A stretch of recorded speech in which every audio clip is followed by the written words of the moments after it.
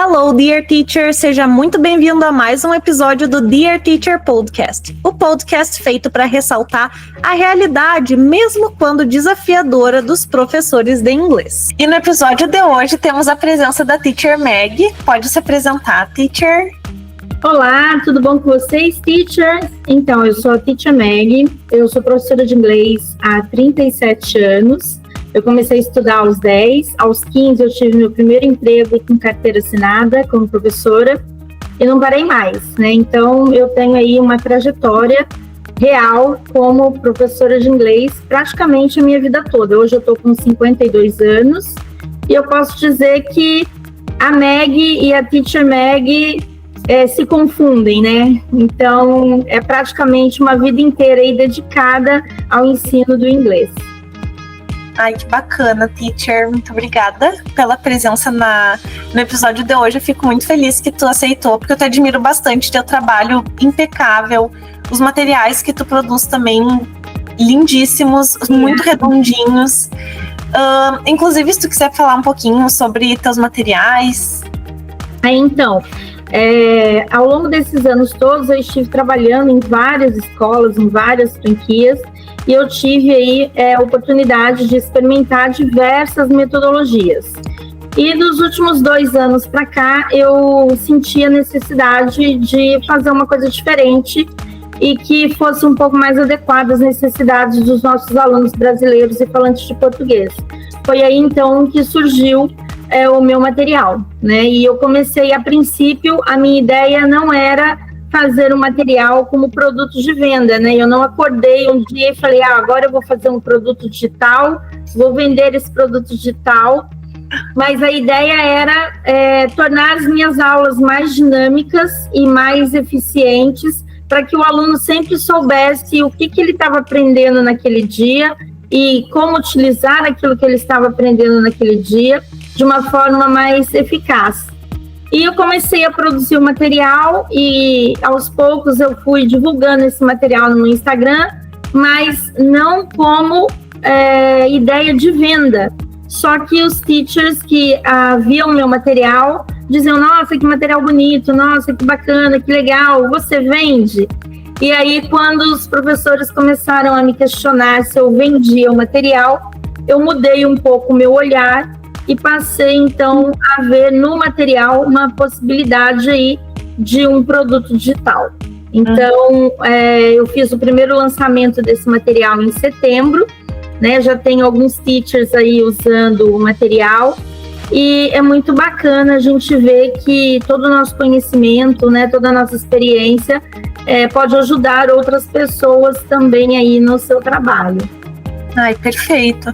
Então, além de ser teacher, há 37 anos também é produtora de material, multitasking, adorei. E como é que foi para ti essa trajetória, tanto de começar a dar as aulas, quando que tu se sentiu confortável, né? Porque o tópico do episódio de hoje é se é possível um professor online começar já dando aula para avançados. Por exemplo, se formou na faculdade, já começar a dar aula para avançados. Como que foi para ti e como que tu se sentiria se tu já saísse assim ali com os teus 15 anos, começando a dar aulas e os teus chefes te dissessem, ok, agora tu vai pegar um nível avançado. Como é que seria para ti esse sentimento?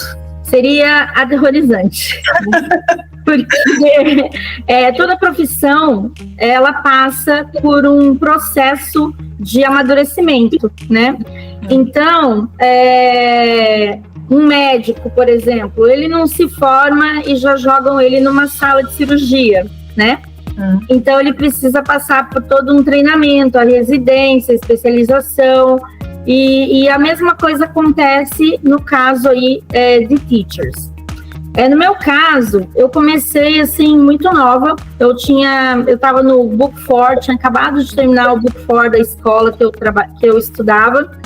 E resolvi que eu não queria mais estudar, que eu queria trabalhar, que eu queria dar aula. E comecei a dar aula numa escola bem simples no centro da cidade, aqui da minha cidade. E aí, no ano seguinte, meu pai me disse, agora que você abandonou a escola, que você não tem um certificado de inglês, você precisa buscar uma certificação. Então foi a primeira vez assim que eu tive o contato com essa questão de certificação internacional. E o meu pai me colocou, me pediu que eu fosse até o Wikibew, que na época era a maior e melhor escola da minha cidade, e que eu buscasse aí um curso preparatório para o Proficiency de Michigan, que é o nível C2, né? E aí eu fui até lá e passei em todas as provas, né? Fizeram um teste de nivelamento para ver se eu tinha nível para frequentar as aulas, e eu contei lá para a coordenadora na época que eu não poderia frequentar as aulas, porque as aulas eram à noite, eu dava aulas à noite. E aí foi quando ela me pediu para que eu voltasse e fizesse um teste de professor, que se eu passasse no teste de professor, eles me contratariam no período da tarde para que eu pudesse fazer esse curso preparatório no período da noite. E, assim, para mim foi inacreditável, porque era a melhor escola da cidade, né? Então, assim, quando eu cheguei em casa, falando para o meu pai que eles tinham me convidado para fazer esse teste, meu pai falou, você tem certeza? Você entendeu direito? Eu falei, entendi. E aí eu voltei lá e prestei aí fiz essa prova, né, de professor, passei e fui frequentar essas aulas. Então, eu não tenho, assim, nenhuma vergonha de falar para vocês, porque eu acho que isso faz parte do nosso aprendizado como profissional, que mesmo já dando aula há 1 ano e tendo estudado 4 anos, eu tinha, sim, condições de frequentar as aulas, mas eu ainda não tinha maturidade linguística, né? Então, mesmo tendo frequentado essas aulas, isso foi em 1989, né? Então, vou situar vocês aí mais ou menos, para vocês terem a linha do tempo de desenvolvimento linguístico. Então, o que aconteceu? Eu fiz essa prova em 1989 e eu não passei na prova, né? Embora eu já desse aula há 2 anos aí, né, nesse caso, e embora eu tivesse feito esse preparatório aí por 1 ano para essa prova. Mas esse preparatório, sem dúvida nenhuma, embora eu não tenha alcançado o nível C2, né, porque o Proficiency de Michigan, ele te dá aí o nível C2, eu consegui subir um degrau aí dentro do meu conhecimento linguístico. Então, eu tive aí uma visão bem clara de que eu ainda tinha muito que estudar e eu ainda tinha muito que aprender para que eu conseguisse, então, a certificação. E, a partir desse momento, eu comecei a ver o inglês de uma maneira diferente, né? Uhum.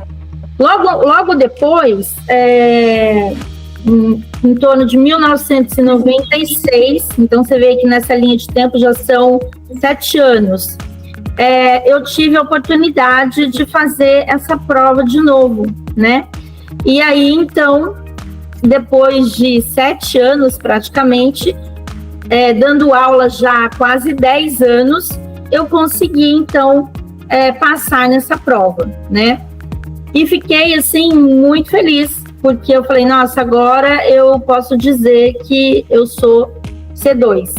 Mas mesmo assim, eu tenho que dizer para vocês que eu passei por uma situação que eu contei lá no meu Instagram, né, no Mastering Language, de grande frustração e digamos assim, de um balde de água fria, quando eu tive que mudar de cidade. Eu fui para Curitiba e quando eu cheguei em Curitiba, eu fiz teste de nivelamento em várias escolas, né? Na Escola Internacional de Idiomas, no Centro Europeu, em escolas maiores, e eu não fui chamada para trabalhar em nenhuma delas.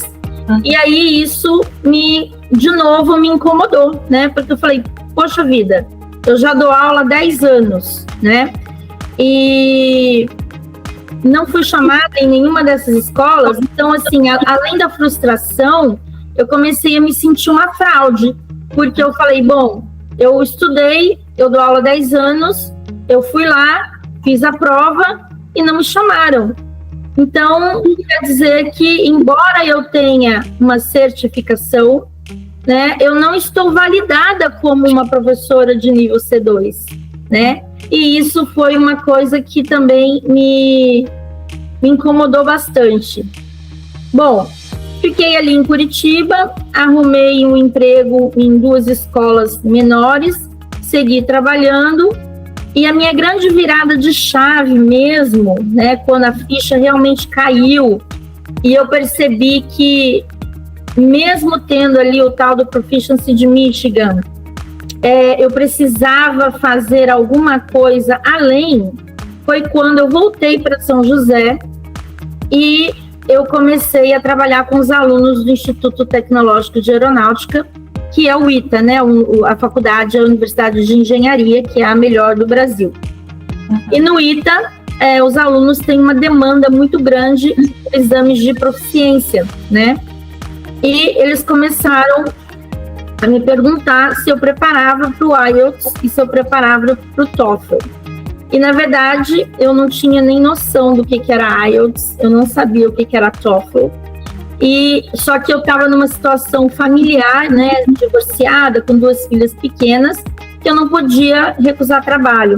Então, eu pensei, vou pegar o touro à unha, vou ter que me virar e eu vou ter que aprender isso, né? É aquela coisa, aceita e depois a gente vê aqui como é que vai dar um jeito. Exatamente. E eu acho que essa aí foi, né, colocando de novo na linha do tempo, isso em 2002, tá? Já tinha... Então, eu tirei o certificado em 96, nós estamos falando de 6 anos atrás. Então, você vê que o ciclo é quase que de 6 em 7 anos, né? Então, aí em 2002, eu comecei a pegar alunos do Instituto Tecnológico de Aeronáutica e comecei a estudar. E você sabe que eu acabei pegando um aluno, né, de doutorado, um menino inteligentíssimo, até Alex Jacob, que o menino tinha praticamente o mesmo nível de inglês que eu, para você ter uma ideia. Então, assim, eu tive que correr muito para estar à frente.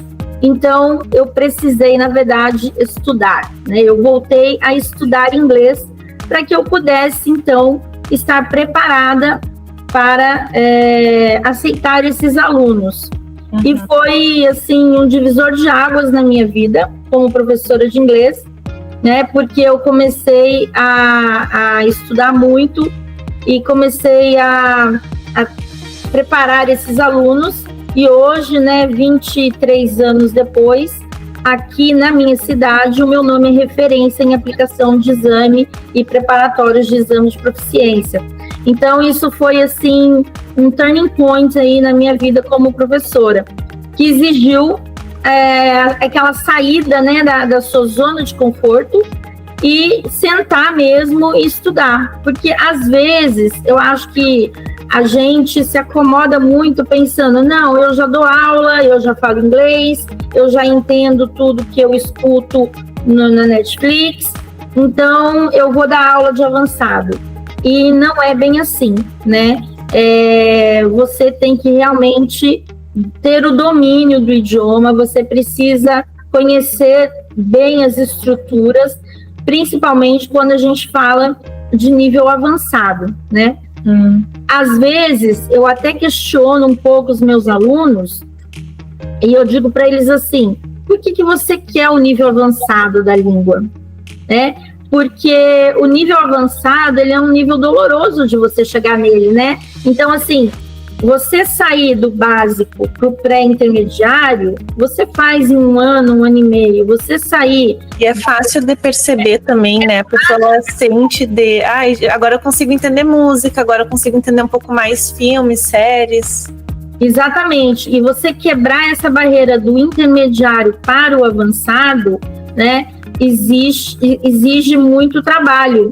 Porque a gente, em geral, né? As pessoas em geral... elas não entendem a diferença entre fluência e nível avançado. Então, a fluência, que é a capacidade de se comunicar, ela existe em qualquer nível. Você pode ser fluente no nível básico. O que é ser fluente no nível básico? É usar todas as estruturas do básico de uma forma coerente que te permita comunicação. Então, eu faço esse comparativo, por exemplo, quando você pega, vamos supor, uma criança de 5 anos, ela é fluente no português? Sim, ela fala português fluentemente. O meu filho tem 11 anos, fala português fluentemente? Sim, mas ele tem suas limitações, né? Então, embora ele consiga se comunicar de uma maneira efetiva, você não pode comparar a comunicação, a habilidade comunicativa de uma criança de 11, 12, 13 anos com a de um adulto, né? E a mesma coisa acontece quando a gente está lidando aí com inglês. Então, você pode sim ser fluente, mas isso não significa necessariamente que o teu nível linguístico seja avançado. Uma coisa também que eu acho muito importante, né, nessa questão, não só quando você quer dar aula de inglês, mas quando você vai receber um aluno e que o aluno fala para você, eu sou nível avançado. Eu digo para ele assim, baseado em quê? Você afirma que você é nível avançado. Porque a minha escola diz que eu sou nível avançado. Então, hoje, uma ferramenta que para mim é essencial e muito importante é o Common European Framework, né? Então, eu sei que alguns teachers ainda não conhecem essa ferramenta, mas é uma ferramenta, assim, fundamental para uma classificação adequada do nível linguístico do seu aluno e até o seu próprio nível linguístico. Exato, né? É uma forma de padronizar, né? Até se, por exemplo, o professor já não consegue mais atender aquele aluno, o aluno precisa ter essa referência para poder encontrar algum professor que consiga dar aula daquele nível para ele. Exatamente, porque o que o Common European Framework faz? Ele é como se ele fosse uma norma da ABNT, né? Ele determina quais são os requisitos que a pessoa tem que cumprir dentro de cada habilidade da língua para que ela seja classificada dentro daquela nomenclatura de A1, A2, B1, B2, C1 e C2. Então, assim, é fundamental que você, como teacher, primeiro saiba exatamente onde você está, né? Não é presumir, eu entendo tudo que é Netflix, eu assisto Netflix, eu falo muito bem, então eu sou avançado e eu posso dar aula de avançado, né? Então você precisa primeiro conhecer qual é o teu nível, né? E eu sempre aconselho os teachers a trabalharem sempre no máximo até um nível abaixo do dele, né? Então, assim, se você é nível C1, você vai dar aula até B2. Se você já tem o nível C2, você vai dar aula para C1, né? Então, depois desse descobrimento, né, dessa descoberta que eu fiz em relação a mim como professora e as minhas habilidades, eu percebi que eu não podia parar, né? Eu não podia parar de estudar. Então, embora eu tivesse já conquistado o C2, quando eu entrei nesse mundo da proficiência, eu percebi que ainda o título apenas não era suficiente, né? É como você dizer assim, me formei médico, tenho o título de médico, mas eu posso já entrar numa sala de cirurgia? Não, você precisa começar a trabalhar, né? E fazer isso aos poucos, e foi isso que eu fui fazendo. Até que em 2008, eu estava lá na Espanha, meu ex-marido teve uma proposta de trabalho, a gente foi para a Espanha por 2 anos, e aí lá eu tive a oportunidade de fazer o CPE de Cambridge. E aí, eu também me lasquei. Essa eu não sabia. A outra, ali, aquela parte que tu comentou de Curitiba, eu vi no teu Reels que tu postou no Instagram, assisti, achei muito legal. Inclusive, eu pensei, Tamara, que ela conte isso no episódio. Então, e aí, eu tava lá na Espanha, 2008, 20 anos dando aula, né? Já tinha ali o Proficiency de Michigan, o nível C2. Também já tinha o nível 5 de um exame chamado Edexcel, que é da Universidade de Londres, que era um exame que o IASG na época exigia dos teachers, que era um nível mais elevado, então eu já tinha também essa certificação. E eu falei, bom, agora eu vou colocar a cereja no meu bolo e eu vou fazer o Proficiency de Cambridge. Então, munida de toda a minha arrogância, né? Da minha autoconfiança, eu disse, bom, já sou Proficiency, já tenho Michigan, já tenho Edexcel, já dou aula há 20 anos, vou fazer o CPE de Cambridge. E me inscrevi para a prova e cheguei lá na prova, não passei. Então, assim, imagina a revolta no meu coração. Eu falei assim, gente, como assim? 20 anos dando aula, já com Proficiency de Michigan. E aí, por que é que eu não passei na prova? Porque eu não tinha capacidade linguística? Não. Simplesmente porque eu me inscrevi na prova, esperei a data da prova e fui fazer a prova, achando estratégias. Que o nível de inglês era suficiente para fazer a prova. Uhum. Sim, o meu nível de inglês já era suficiente para que eu fizesse a prova, mas eu não conhecia a prova. Então, você acredita que eu, mesmo com toda a minha experiência, simplesmente negligenciei e digamos assim, pensei, vai ser simples. E eu deveria, então, ter comprado um material, ter feito alguns simulados, porque conhecer o mecanismo da prova é essencial para o sucesso na prova. E isso em qualquer prova, né? Até aqui em Santa Maria tem o vestibular do FSM e os alunos também conseguem passar para a universidade pelo Enem, e são duas provas com estruturas bem diferentes da de inglês, e às vezes as pessoas pensam, né, os alunos, são só 5 questões, são só 10 questões, mas é exatamente por ser tão, entre aspas, simples, que ela não pode se dar o luxo de ter como vencido. Claro. Né? As pessoas já zeraram. Né? Subestimar. Exatamente. Então, aí eu comprei um livro com 5 simulados do CPE e me inscrevi na prova de novo, né, para fazer, porque eu tinha feito a prova em maio de 2008. Aí eu me inscrevi de novo para a prova em dezembro de 2008. Então, você vê que em 6 meses você não muda o nível linguístico de uma pessoa. O que eu precisei foi conhecer a prova. E aí eu passei 6 meses estudando a prova, o modelo da prova, né? Como que a prova exigia o conhecimento e os conteúdos. E aí, finalmente, eu fui lá e fiz essa prova e trouxe para casa o título, mais uma vez, de C2, em 2008. Então, assim, é muito estudo, Thaís. A gente não pode se acomodar.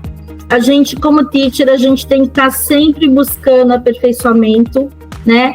A gente tem que estar sempre pesquisando novos materiais, conhecendo novos testes. Então, hoje, por exemplo, existem uma infinidade de testes linguísticos que são aceitos no exterior. Então, você tem o IELTS, você tem o TOEFL EBT, você tem o TOEFL Paper Based, você tem o Duolingo, você tem o PTE da Pearson, você tem o Proficiency e o B2 de Michigan.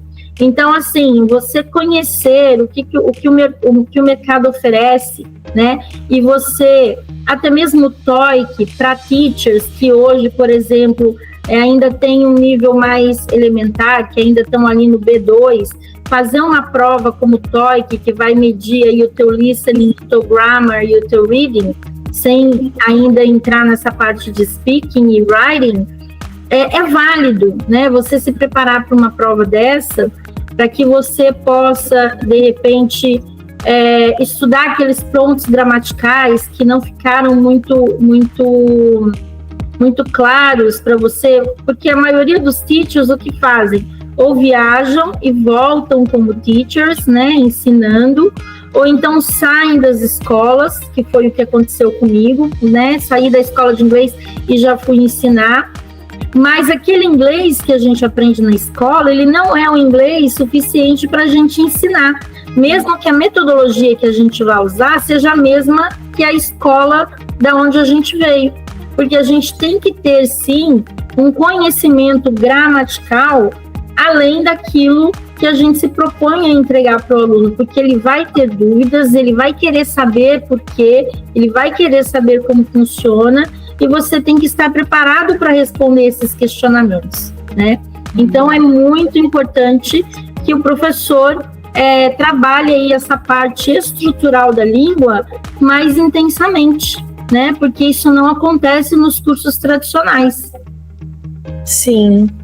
Pois é, isso também é muito importante para que a pessoa consiga seguir se aprimorando, né? Não é só porque também ela se graduou na faculdade que daí tá feita para a vida. Realmente é uma coisa que exige sempre um aperfeiçoamento, até por conta de, por exemplo, gírias que aparecem, se a pessoa vai pegar um aluno que vai viajar, alguma coisa assim, é importante que ela saiba também o que pode aparecer, como que realmente os nativos pedem cartão de crédito para levar a comida para casa ou comer lá. Então, todos esses detalhes são coisas que, quando o professor assume essa responsabilidade de dar aula para, por exemplo, viagens, é importante ele ter esse conhecimento. No teu caso, que dá aula para preparatória de prova, é importante que tu tenha essa experiência também. Exatamente. A primeira vez que eu fiz um teste de proficiência, que foi lá na universidade, eu ainda estava na graduação. Eu lembro que eu fiquei nível B1 e eu já estava dando aula numa escola, e eu lembro que eu pensei, eu sou uma impostora, esse curso não é para mim, eu não sei o que eu tô fazendo aqui, foi todo um caos mental, uma crise existencial imensa. Aí depois eu fiz de novo um teste, daí eu fiz o do Duolingo e aconteceu a mesma coisa, eu subestimei, porque eu pensei, é online, vai ser fácil.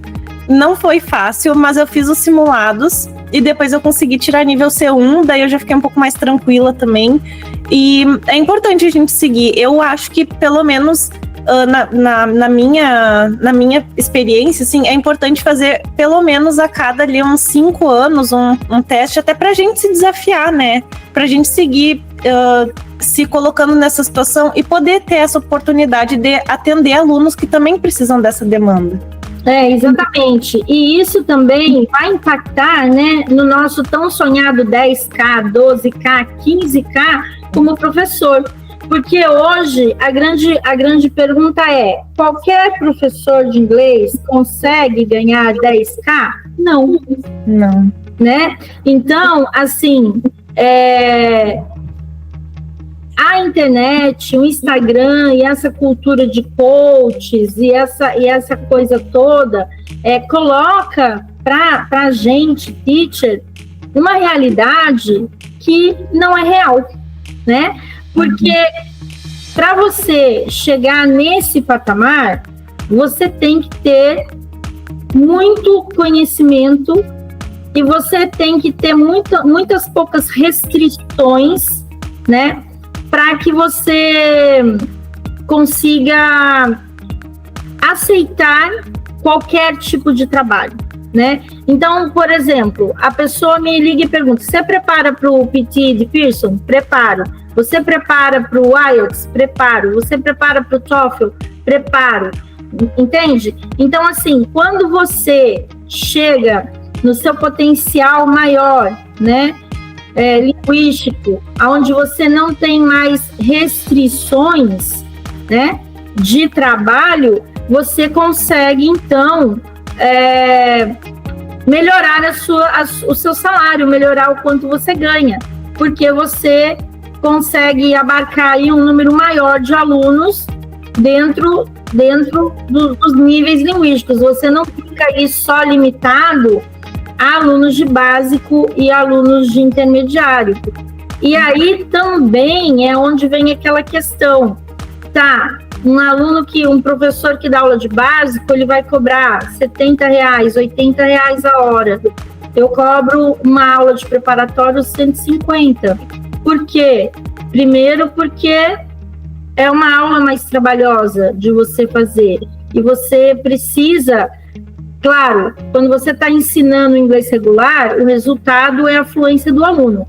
Mas quando um cara te contrata para que você consiga fazer com que ele tire, sei lá, 7 no IELTS, porque ele vai fazer um doutorado fora e essa é a nota que a universidade exige dele, você tem que ter duas coisas. Primeiro, a capacidade de avaliar se esse aluno tem um nível linguístico que essa nota exige. Porque um preparatório, ele não vai ensinar para o aluno o inglês que ele precisa para ele atingir a nota. O preparatório, ele vai ensinar para o aluno como fazer a prova para que aquela capacidade dele apareça no resultado da prova. Então, às vezes, alunos me procuram e dizem assim, ai, Meg, eu estou desesperado, eu já estou com a bolsa certa lá na universidade, eu só preciso de 7 no IELTS. Eu falo, tá bom, então vamos fazer o teste, mando lá o teste da EF para saber o nível da pessoa e pergunto, quanto tempo você tem para se preparar? Então, às vezes ela sai, eu tenho 4 meses, eu falo assim, amigo, eu não vou te preparar, porque em 4 meses você não vai sair de uma nota 5 para uma nota 7, por mais que eu seja uma boa professora, porque eu preciso, em 4 meses, mudar o teu nível linguístico. É muito amadurecimento. E isso em 4 meses você não consegue fazer, né? Então, eu perco o aluno, mas eu não prometo para ele aquilo que eu sei que não é possível. Porque eu poderia apresentar para ele todo o meu material e no final dizer, mas você fez tudo o que eu disse, né? E claro que ele não vai fazer tudo o que eu disse. E aí eu tenho a minha defesa, o meu álibi, né? Você não fez tudo o que eu disse. Então, a primeira coisa é você conseguir detectar o nível do aluno. E a segunda coisa é você ter certeza que você vai ter condições de, naquele tempo de preparatório, fazer com que o nível do aluno, caso ele já tenha, apareça na prova. Então, é muita responsabilidade. Então, por isso que os professores que hoje têm um nível mais avançado e trabalham com certificação, conseguem cobrar aí 150, 180, até R$200 o valor da hora-aula, dependendo da região em que mora, né? Porque a composição do nosso valor de hora-aula não é só o quanto a gente quer ganhar, né? Quem dera fosse, né? Mas existe uma combinação de fatores que vão desde o nível linguístico que o professor tem, né? Ao material que esse professor oferece, aos recursos que esse material, que o professor oferece para esse aluno, e também o preço do mercado onde esse professor se encontra, né? Então, isso é muito importante nessa composição aí de precificação de aula. Sim, e tem coisas também que só a experiência dá, né? Ali eu estava pensando também quando tu comentou das escolas que tu deu aula e depois aconteceu de tua nota não foi tão alta quanto tu esperava. Realmente essa questão do amadurecimento é muito a experiência, né, que a gente tem muitas vezes dentro da sala de aula, que inclusive isso pode ter sido um reflexo de ter tido essa sensibilidade para conseguir criar um material, de já saber quais são os pontos de que os alunos vão ter mais dúvida por conta da tua experiência, né? E eu acho que até por isso que muitas pessoas que estão começando, inclusive se tem alguém que está ouvindo o podcast que está começando, não se cobre começar a ganhar 10 mil, que nem muitas pessoas do Instagram falam. Claro, elas também têm que vender o produto delas e tudo mais, a gente entende como é que funciona o mercado. Mas eu acho que se reconhecer, né, ter esse autoconhecimento de eu acabei de me formar, ser realista, eu não vou sair ganhando 10 mil. Mas tem uma escadinha que eu posso ir subindo e me aperfeiçoando para, quem sabe, fazer um plano para daqui um ano, quando vê, já tá, né, dependendo do nível que a pessoa se forma também, conseguir chegar nesse ponto. Então, tudo é experiência, não dá para construção, na verdade, né? Você vai fazer uma construção, a construção da sua carreira, né? Então, eu normalmente digo assim, eu acho que hoje um teacher que sai da realidade da escola, aonde ele trabalha por 25, 30 reais hora aula, e ele consegue fazer no máximo 2.500 ou com muito esforço 3.000 reais por mês, se ele sai dessa realidade e ele parte para as aulas particulares, ganhando aí 5.000, 6.000, que é possível, né? eu acho que já é uma grande melhora, né? Já é um grande incentivo para que ele se organize e também se prepare para esses 10 mil, né? Porque ganhar esse dinheiro todo não vai exigir também só conhecimento linguístico, certificação, vai exigir outras coisas que normalmente os teachers não gostam, que é captação de aluno, que é você cuidar da sua contabilidade, né? Então, assim, existe todos uns bastidores aí, todos os bastidores dessa questão do sou teacher empreendedor, que é muito importante que o teacher, que ele domine, né? Que ele saiba trabalhar, porque ele depois pode ter problema, né? Ter problema com a Receita Federal, ter problema aí até mesmo com a conta bancária dele se perder, tem que ter um planejamento financeiro muito bom.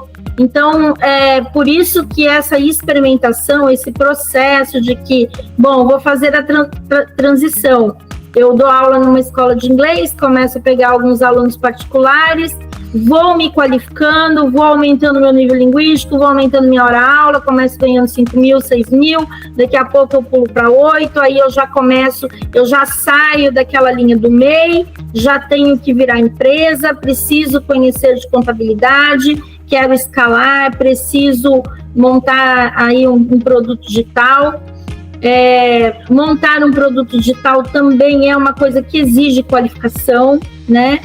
Então, porque é muita responsabilidade, né? Você, daqui a pouco a gente vai falar do meu processo, né? Do material didático. Então, assim, é muita responsabilidade porque você está oferecendo um produto para alguém trabalhar com esse produto, que vai ser o ganha-pão dessa pessoa, né? Então, isso aí exige bastante responsabilidade. Uhum. Perfeito. E eu até tenho um outro episódio que eu gravei aqui do podcast que é exatamente sobre isso, de se é realmente possível ganhar 10 mil sendo professor autônomo.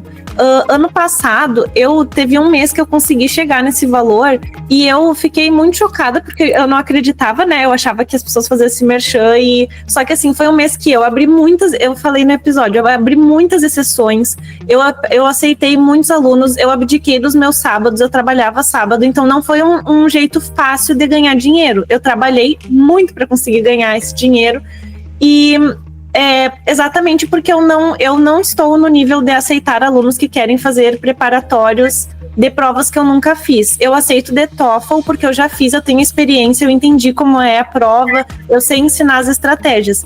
Mas, por exemplo, Celta, esses outros eu não aceito, porque eu não sei, não ia saber ministrar. Mas foi daí a partir disso que eu consegui entender qual é o meu limite de conseguir criar turmas, dos níveis que eu posso abraçar. E é muito importante e ninguém é mais ou menos por ganhar mais ou menos exatamente por estar no seu processo. Eu estou no meu processo e eu estou gostando bastante dele, eu tenho me conhecido muito, cada vez expandindo mais meus limites, mas tudo também sendo bem honesta com os alunos, né? Eu falo por exemplo, quando alguém vem me procurar para fazer alguma prova, por exemplo, tem um amigo meu, o Lucas, que ele estuda no ITA, ele faz engenharia aeroespacial, inclusive se ele estiver ouvindo esse podcast, um beijo, que eu sei que ele acompanha, e ele... Uma vez ele pediu que ele queria fazer aula de conversação e tudo mais, eu fiquei meio, mas eu acho que talvez para tua área fosse mais indicado, né, se for para fazer prova, alguma outra área, se algum outro professor que tenha mais proficiência nesse sentido. Mas ele queria mais para conversação mesmo, então saber, né, o que o aluno está buscando para saber se tu pode ajudar ou não. Então essa sinceridade assim contigo mesma, de entender que lugar que tu está para te poder passar isso pro aluno, para mim é essencial. Eu acho que o professor que dominou isso, ele já entendeu como funciona o jogo. Com certeza. E, por favor, Meg, pode falar um pouquinho do teu material, de como foi o processo para te fazer exatamente essa tua realidade e como que tu fez para transparecer isso no teu material, que eu adoro, inclusive, uso muito. Então, obrigada, Thaís. O material, na verdade, assim, eu já vinha usando vários materiais, né, de ensino de inglês como segunda língua. Eu já usei o American Headway, o American English File, o Face to Face, o Clockwise, o Touchstone. E, por último, aí eu estava usando o Live. E eu achei, assim, que chegou um momento que os meus alunos estavam muito, muito, muito desmotivados, né? E eu falei assim, não dá, eu estava perdendo, assim, o prazer, né, da coisa que eu mais amo fazer na vida. Eu digo assim que a minha profissão é o meu casamento, que é o meu único casamento que deu certo. Eu venho de 2 divórcios, né? Eu fiquei casada 7 anos com o meu primeiro marido e 14 com o segundo, mas a minha profissão, ela foi assim, o meu casamento, né, para a vida toda, né? Eu não me vejo fazendo outra coisa que não seja ensinando e trabalhando com isso. E aí eu comecei a pensar, né, nessa possibilidade, então, de trabalhar o meu material. Hoje existe no mercado, existem muitos materiais muito bacanas, muito legais, né, que são os famosos packs, que são materiais que a gente consome para dar uma aula diferente. Você quer dar uma aula sobre uma série da Netflix, é bacana, é muito legal. Você quer mudar um pouco o padrão, é muito bacana. São materiais extremamente bem feitos, são materiais muito bonitos. Eu até brinco, eu falo assim, parece um desenho da Disney, de tão bonito que eles são, né? Mas eu não queria esse tipo de material, porque esse tipo de material ia continuar exigindo de mim que eu continuasse preparando aulas, né? Porque é um material avulso. Você pega lá um pack de 90 lições, ele não vai tirar seu aluno do básico e levar o teu aluno para o avançado, porque no meu caso, como eu dou aula de avançado, eu precisava de um material que fosse do 0 ao avançado. A sequência didática. A sequência. Então, assim, a primeira coisa que eu tive que fazer foi justamente pegar o Common European Framework, estudar todos os pré-requisitos de todas as habilidades, né? Para que eu pudesse, então, fazer o escopo do que eu entregaria em cada material, em cada livro, né? No Starter, no A1, no A2, eu fiz um pré-intermediário, que eu acho importante, fiz o B1, B2, eu estou fazendo o C1 e estou com um projeto de fazer o High Advanced depois do C1. Então, o que acontece? Eu peguei lá todos os requerimentos do Common European Framework, coloquei na mesa a estruturação, né? E quais são as competências que o meu aluno tem que ter depois que ele terminar cada um desses livros dentro das 4 habilidades. Então, essa foi a primeira coisa que eu pensei. Depois, a segunda coisa foi montar as lições de uma forma que a lição anterior seja pré-requisito da lição seguinte, né? Porque, na verdade, o meu material, as lições são curtinhas, elas são lições para serem trabalhadas em 2 aulas, né? Então, não dá para você passar por aquilo em 2 aulas. Você tem que fazer aquela repetição necessária para que o aluno memorize, para que ele aprenda e que ele consiga colocar isso em uso. Então, pensar numa sequência de aulas, de lições que conversem entre si e que, de tempos em tempos, principalmente já lá no B1, revisitassem aquelas estruturas mais básicas que a gente sabe que o aluno aprende, usa, mas nem sempre corretamente, né? Então, essa foi a minha segunda preocupação, né? Então, além de preencher todos os pré-requisitos do Common European Framework, foi fazer essa sequenciação de uma maneira crescente para que o aluno conseguisse sentir o progresso, né? Porque isso é muito importante. O aluno, ele precisa entrar na aula sabendo o que ele vai aprender e sair da aula sabendo para que ele usa aquilo que ele aprendeu. Uma outra preocupação que eu tive também foi a questão da pronúncia, né? A gente sabe que falar o inglês nativo não é o objetivo, né? Então, o objetivo é você falar inglês corretamente, de uma forma que você seja entendido e que a sua comunicação ela seja eficiente. Então, eu tive a preocupação de, em todas as lições do meu material, trazer um vídeo de pronúncia. E isso foi, assim, eu acho que o que me deu bastante trabalho, porque eu tive que assistir vários vídeos para pensar em qual vídeo se encaixaria naquela lição, naquele nível que o meu aluno está, né? Eu sempre faço um comentário também a respeito do assunto dentro da parte do vídeo. Essa parte é bem legal do livro, porque eu na aula mesmo, eu dou uma pincelada ali, eu falo para o aluno repetir as palavras, ele já pratica, e depois de homework eu deixo para ele revisar o vídeo, que tem o QR Code ali na página, e praticar em casa. E daí, como eu gravo as aulas, ele pode reassistir e ver se ele está pronunciando igual. E isso é muito importante. Eu gostei muito dessa parte porque ficou bem dinâmico, porque nos livros que eu usava antes, que eram aqueles mais comerciais, que a gente vê, que são mais esses mais básicos globais, mesmo, né? Os globais. Eles não são tão dinâmicos assim. O teu tu pegou para ensinar para um brasileiro a pronunciar aquele som. Porque eu faço isso em sala com ele, né? Então a gente assiste o vídeo junto, eu vou parando o vídeo, eu faço ele repetir, eu faço comentários em cima daquilo que o professor no vídeo está falando. Então, assim, é bastante interessante. E aí, então a estrutura, o cadenciamento, né, de uma lição como pré-requisito para outra, a parte de pronúncia, eu me preocupei também na parte de drilling, né, na parte de repetição e de estudo em casa, porque como cada lição ela é feita em 2 aulas, eu pensei, eu quero que o meu aluno tenha contato com o inglês todos os dias, né, 5 dias da semana. Então, as minhas lições, elas trazem aí 3 lições de tarefa. Então, eu dou uma aula na segunda, mando uma tarefa na terça, dou aula na quarta, mando a tarefa de quinta e sexta. Então, é uma maneira que eu achei do aluno estar resgatando aquela aula, aquele conteúdo que fizemos na aula, né?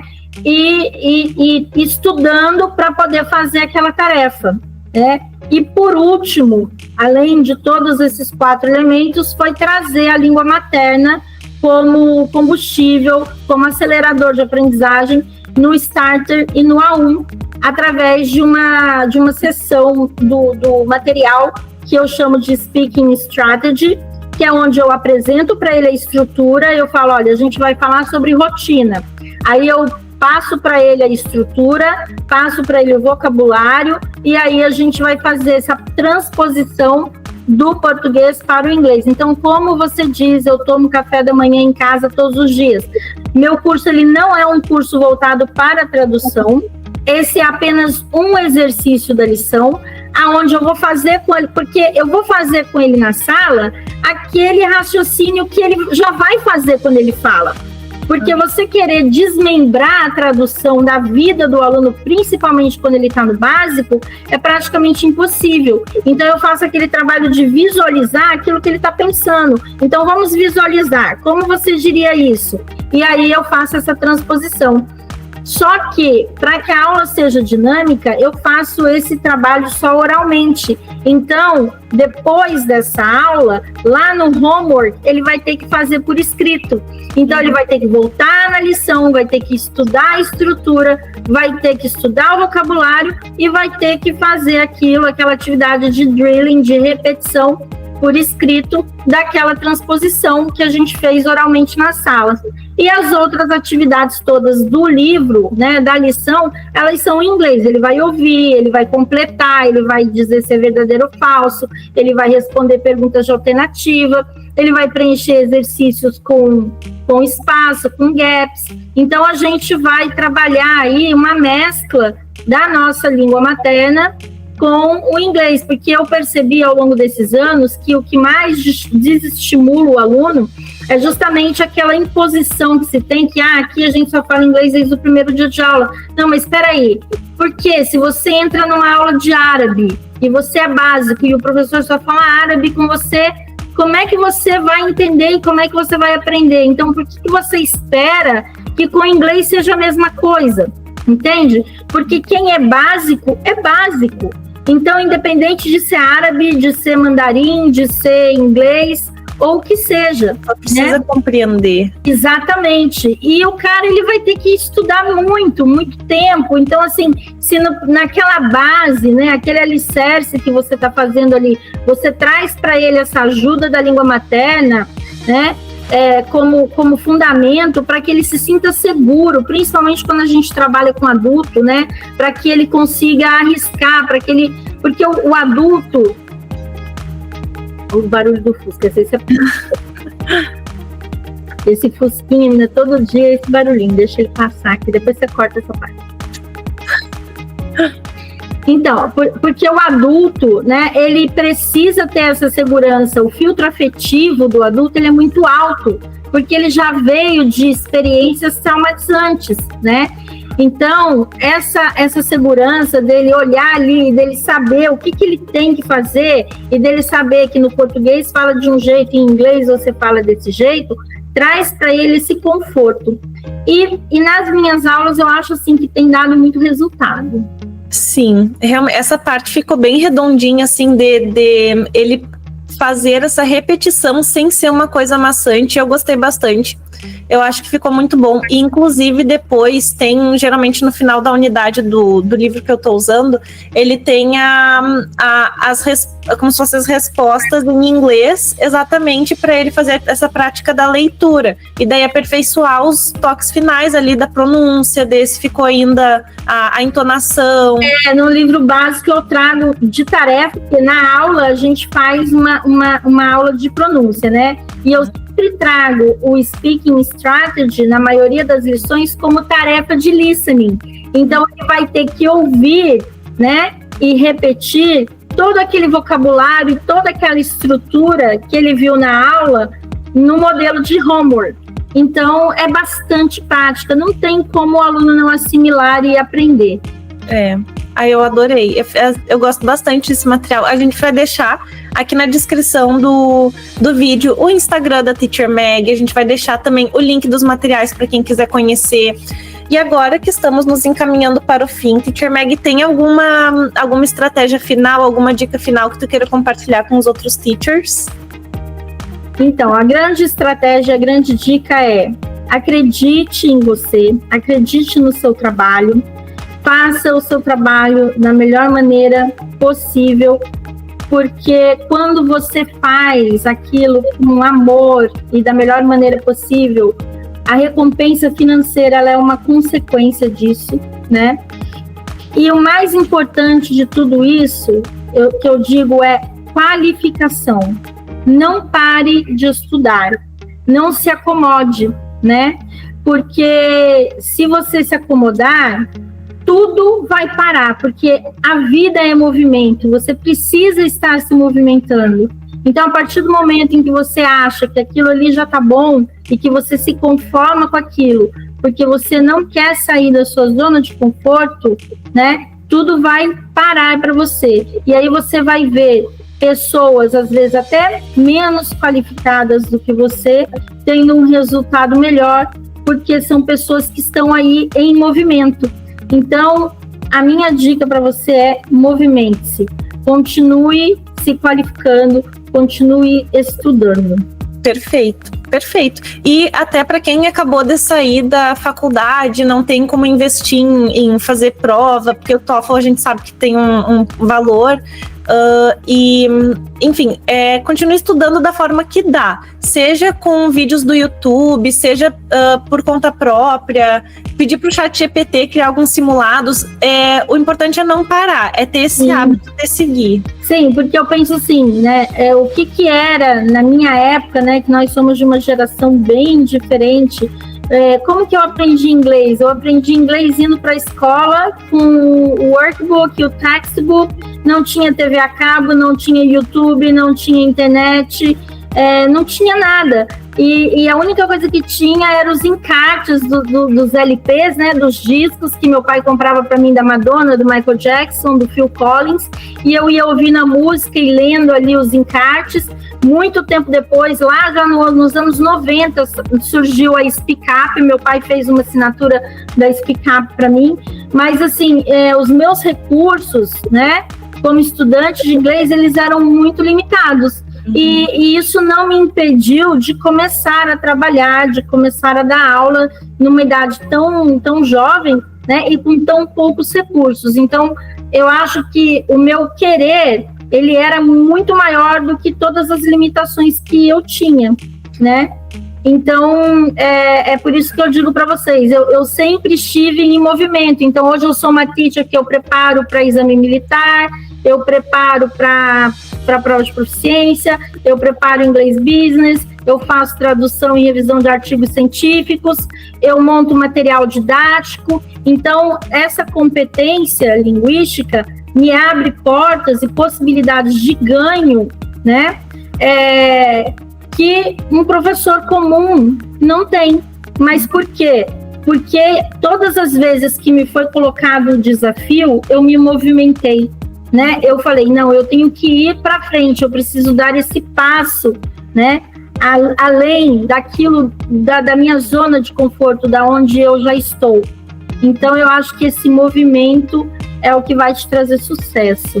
Ai, muito obrigada. Como é importante a gente ouvir a experiência de quem tem mais experiência, né? Ouvir essas histórias acabam sendo, né, inspiradoras, motivacionais. A gente vê que antes realmente tinha bem menos recurso e quem queria ia lá e fazia. Não tem... Exatamente. Então hoje você tem aí tudo isso, toda a internet aí a seu dispor, né, para você se qualificar e é só ter vontade, gente. Eu cresci na minha carreira cuidando de filho pequeno, levando filho para a escola, trazendo filho da escola, dando milhões de aula. Então, assim, tendo que me qualificar, tendo que estudar, tendo que preparar a aula. Então, assim, não é desculpa, né? Eu acho que, assim, quando a gente tem um objetivo, uma prioridade, a gente arruma tempo, né? Porque como é que quem quer faz, quem não quer arruma uma desculpa, né?